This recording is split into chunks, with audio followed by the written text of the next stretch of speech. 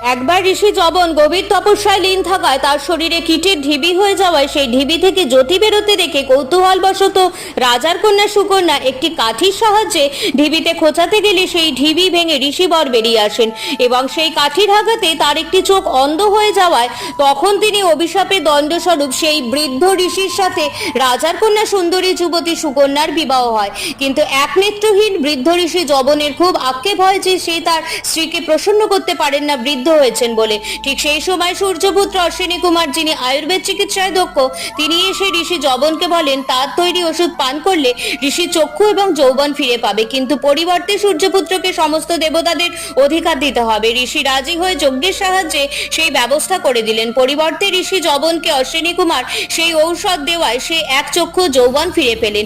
তখন থেকে অশ্বিনী কুমার ঋষিবরের নামানুসারে সেই ঔষধের নাম রাখেন চবনপ্রাশ এবং সেই থেকে চবনপ্রাশের আবির্ভাব।